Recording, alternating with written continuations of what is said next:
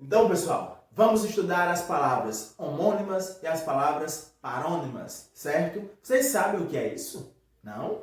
Eu tenho certeza que vocês já ouviram falar, que vocês já utilizaram palavras homônimas e parônimas e só não lembram, mas vocês vão saber logo logo do que são isso. Homônimos. Homônimos são palavras que têm a mesma pronúncia, ou seja, a nossa fala é igual para as duas palavras. Elas às vezes têm a mesma grafia, ou seja, a escrita dessas palavras às vezes é igual ou muda uma letrinha ou outra, mas os significados dessas palavras eles são diferentes. Então, apesar dela ter elas terem pronúncias iguais, ou seja, a gente falar da mesma forma, apesar dela ter escritas bem parecidas ou a mesma escrita, elas têm um significado diferente, ou seja, cada uma significa uma coisa. Nós vemos aqui o exemplo da palavra acento.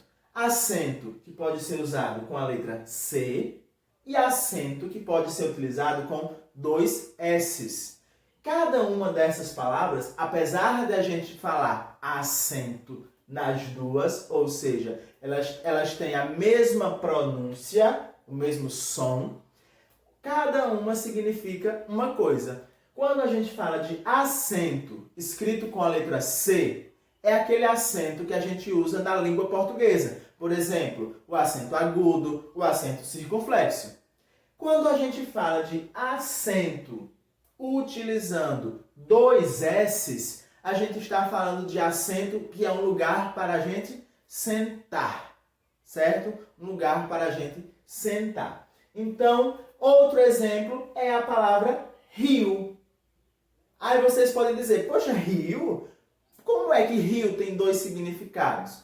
Eu posso ter um rio. O rio, aquele curso de água, aquele que a gente conhece naturalmente. E eu posso ter o rio do verbo rir, ou seja, eu rio, né? O ato de rir, rio. Então, apesar de ter a mesma pronúncia, ou seja, a gente falar as duas palavras igualmente, apesar de ter a mesma grafia, ou seja, serem escritas igualmente, nós temos cada uma com o seu significado. Outro exemplo que nós podemos ver também de palavras homônimas é a palavra concerto. Concerto. Nós podemos escrever concerto com S e nós podemos escrever concerto com C. Quando a gente fala concerto, mesmo som, o que nós mudamos é a grafia. Uma letrinha só diferencia a escrita dessas duas palavras. Concerto com S, nós estamos falando de consertar alguma coisa, de consertar um objeto, consertar o carro, consertar a bicicleta. Consertar. Quando nós falamos de concerto com a letra C, nós estamos falando de um concerto musical, de algo relacionado à música clássica, a música, um concerto, a orquestra, certo? Então, concerto com S, nós falamos de consertar algum objeto, algum móvel, alguma coisa. Quando nós falamos concerto com C, nós estamos falando de música, de um concerto de música, de uma orquestra, certo? Entenderam? Se não, volta um pouquinho no vídeo e revê a explicação. Vamos lá para os parônimos. Parônimos são bem parecidos com homônimos.